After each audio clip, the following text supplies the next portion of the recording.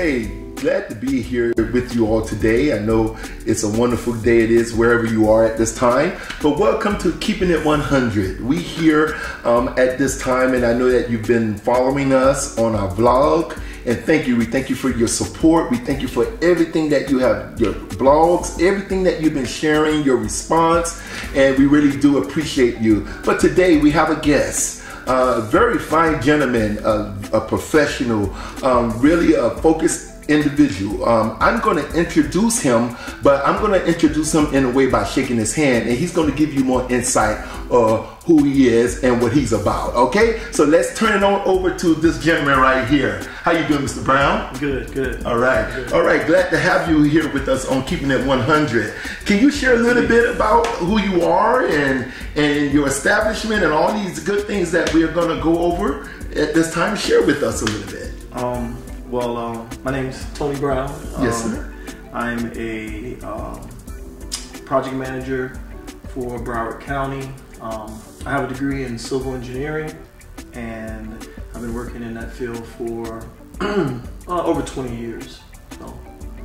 20 years. So civil engineering, I know everybody know you hear engineering, but not that much of civil. Can you share a little bit with us about what it is? What is your description job, what you do? Civil is, it's kind of like the granddaddy of them all. Like civil can range anywhere from highway design to wastewater, sewer plants, solid waste, airport design, high-rise buildings. So it kind of, for me, like, I always say civil is short for civilization. I mean, it's really not, but for me, that's always been my opinion. Like, because without civil engineering, there's like no civilization. There's no water.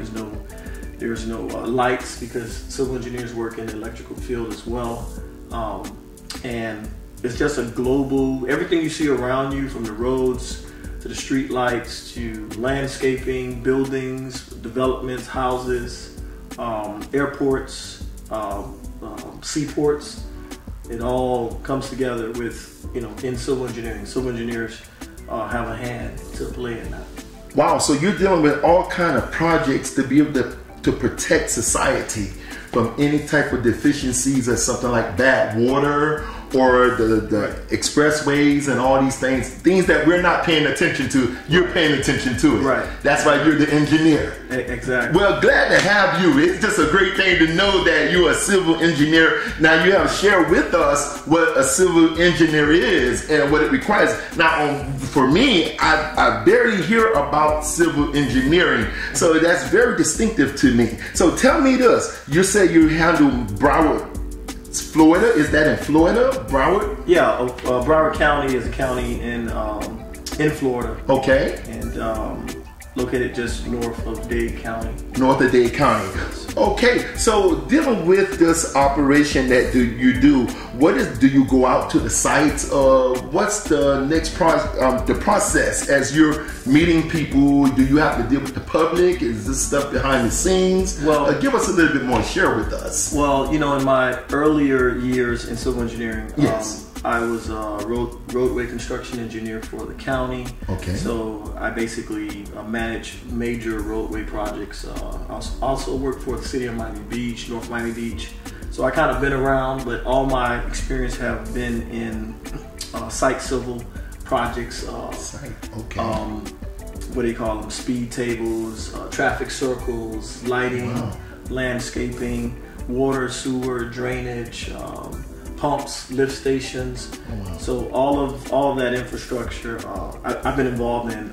I'm currently working for Broward County, Port Everglades Seaport, where you guys take cruises out of. Okay. And I am over all of the underground utilities, the water lines, sewer lines, lift stations, all of the generators. So any infrastructure issues, any leaks, any drainage issues, that would actually fall under me, and I would be responsible for hiring a contractor, or not hiring, but we have contractors on contract that we can call to go out and make those repairs and take care of those things that are critical to life safety and just, a good way of life. Because if your water goes off, or your sewer's not working, it's a big problems. thing. Yeah, yes, so it's big problems.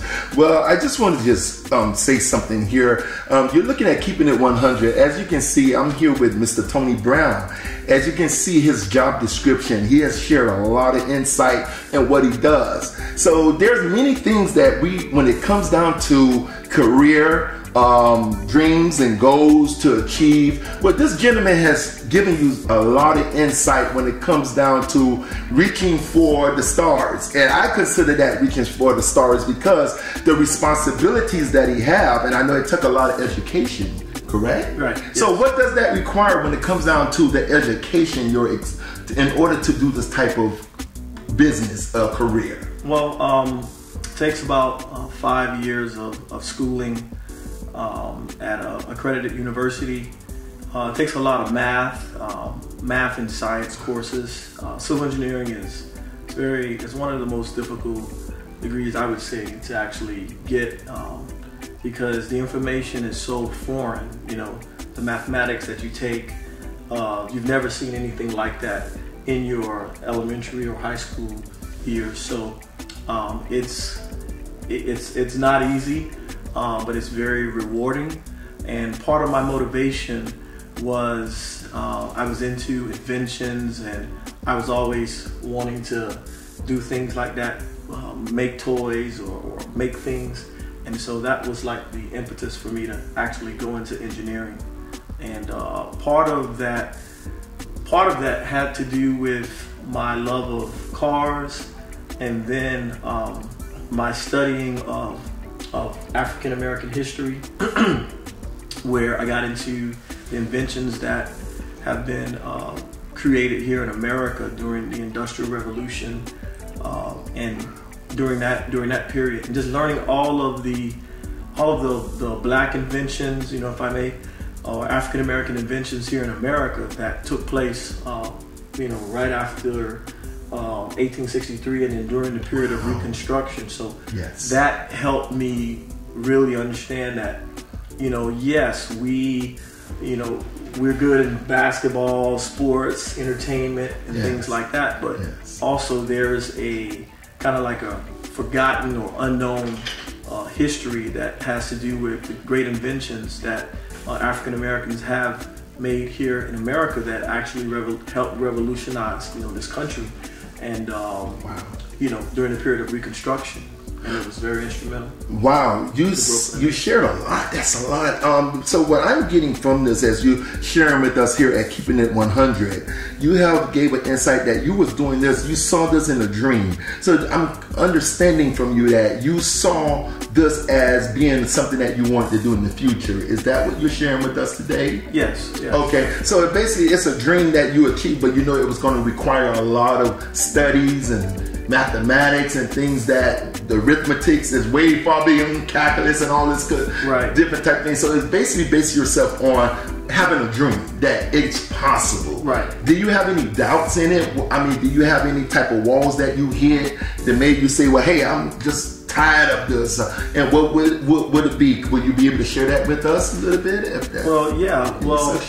Being that engineering was just, it was just such a difficult major. There were times, where, I'd study, late at night, and, it was just nerve-wracking. I'm not going to say I never dropped the class. I've dropped plenty of courses during my studying, because sometimes, you can take too much. Mm-hmm. And then I also learned that, the brain sometimes has to develop and grow. So there were things that I didn't understand when I was younger that I understood like the next year. There was a time where I was a horrible writer, and then the next year I could write for a newspaper. So there were challenges, because it's a rare, I want to say a rare field, but for African Americans, I didn't see a lot of civil engineers coming up. And I didn't meet a lot, so there's always obstacles. There's obstacles in the workplace, because everybody, and this applies to everybody. sometimes people may not trust that you know what you know, or they say, well, you're too young, or, you know, how could you know all of that? And so, you know, building the trust of your peers and your supervisors, and going out and doing something positive, and building a road and getting it done. It was just challenging throughout. There's always going to be some friction, but you know, without struggle there could be no progress, and without a little bit of friction you cannot move. So wow, that's good. And that's why we have the show. It's called Keeping It 100. We want to talk about the highs and the lows. Yes, and sometimes you may hit a wall and you don't know how to get to your destiny, but there's someone there to be able to assist you in direction. You just have to be around, we state, like-minded people. And this is Keeping It 100. So I want to talk more with Mr. Brown about some of the ups and downs and the highs and lows, because there's someone out there probably may not want to be a civil engineer, may just want to have a restaurant. But the whole thing is keeping it 100. Be true to yourself. Stick to your dreams. Stick to your goals. There's always someone out there to be able to reach out and touch your hand. You just got to get with the right people.